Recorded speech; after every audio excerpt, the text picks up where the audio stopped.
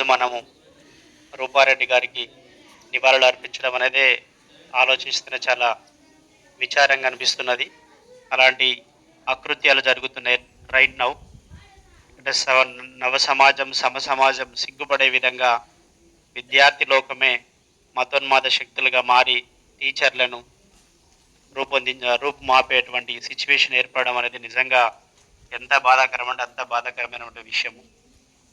పిల్లలు వాళ్ళను మనము మంచి చేయాలని ట్రై చేస్తే చివరికి అదే వెనుదిరిగి మళ్ళీ వేరే ఆమెకు మరణశాసనం రూపంలో రావడం జరిగింది. మందలించడం కూడా తప్పే అయితే, మాట్లాడడం కూడా తప్పే అయితే మునుముందు సొసైటీ ఎటు వెళ్తుంది అనేది క్వశ్చన్ మార్క్గా మారిపోయింది. ఎందుకంటే ఇవాళ కనీసము చదువుకోమని చెప్పడం కూడా తప్పైతే మరి అట్లాంటప్పుడు విద్యా వ్యవస్థ ఎందుకు ముందుకెళ్తుందా, ఎట్లా వెళ్తుందా, ఎటువైపు వెళ్తుందా, ఎటువైపు ప్రయాణం చేస్తుందా అనేది కూడా క్వశ్చన్ మార్క్గా మారుతుంది. దీంట్లో తల్లిదండ్రుల పాత్ర, సమాజం పాత్ర, విద్యార్థుల పాత్ర, ఉపాధ్యాయుల పాత్ర, అందరి పాత్రలు ఉన్నాయి.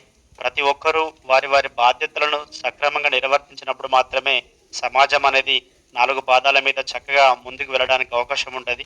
లేని పక్షంలో ఇలాంటి ఉదాంతాలు జరుగుతున్నాయి. తల్లిదండ్రులు కూడా ఒకటి స్కూలుకు పంపించినాం కదా పిల్లవాడిని, అంత స్కూల్ వాళ్ళే చూసుకుంటారు, టీచర్లే చూసుకుంటారు అనేటువంటి ధోరణి విడనాడాలి.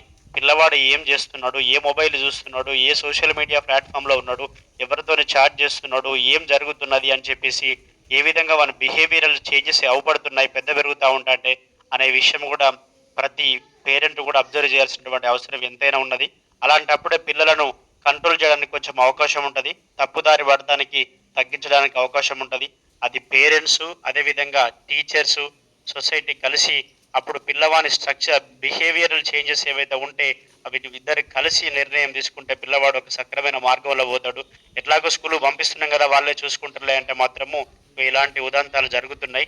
ఇవాళ ప్రతిదీ కూడా ఆన్లైన్లో ఈజీగా దొరుకుతుంది, ప్రతిదీ కూడా ఆన్లైన్లో చాలా అంటే చాలా ఈజీగా దొరికిపోతున్నది. కాబట్టి అన్ని ఆన్లైన్లో పోతున్నారు, ఆర్డర్లు పెట్టేసుకుంటున్నారు, వెరీ సింపుల్గా డిసైడ్ చేసుకుంటున్నారు. ఇలాంటి ఉదంతాలు జరగడం అనేది చాలా దురదృష్టకరం. ఇలాంటి జరగకుండా ఉండాలని మనస్ఫూర్తిగా కోరుకుంటున్నాము మన ఫ్యూచర్లో. సో మనం కూడా చాలా జాగ్రత్తగా ఉండాల్సిన అవసరం ఉన్నది. ఎవరిని ఎలా ట్రీట్ చేయాలి, ఏ పిల్లవానికి ఏ మెడిసిన్ ఇవ్వాలా అన్నట్టు డాక్టర్ ఏ విధంగా ఏ జబ్బుకి ఏ మెడిసిన్ ఇస్తాడో మనం కూడా పిల్లవాని బట్టి కూడా మనం వాళ్ళకు పనిష్మెంట్సా, లేకపోతే వాళ్ళకి ఇచ్చేటువంటి మాట ధోరణియా, లేకపోతే ఏ వర్క్స్ అయినా ఏదైనా కూడా కొంచెం జాగ్రత్తగా ఉండాలి. టీచింగ్ ఫీల్డ్ అంటే కూడా భయపడే రోజులు వచ్చేసినాయి ఇవాళ రేపు. ఎందుకంటే మంచి చేస్తున్నాం మనమేమో లక్షల జీతాలు తీసుకుంటలేము, కోట్ల జీతాలు తీసుకొని సరే మనం సాటిస్ఫాక్షన్ కోసం, సెల్ఫ్ సాటిస్ఫాక్షన్ కోసము ఈ వృత్తి మీద ఉన్న ప్రేమతోనే ఈ వృత్తిలోకి వచ్చేసి పిల్లలను బాగు చేయాలని ట్రై చేస్తున్నాము. కానీ అది చివరికి ఎటో దారి తీస్తున్నది. ఇలాంటి ఉదంతాలు జరగొద్దని మరొక్కసారి తెలియజేస్తున్నాను. రూపారెడ్డి గారికి మన అక్షర స్కూల్ తరపున అశ్రు నివాళులు అర్పిస్తున్నాం. Thank you very much. Thank you.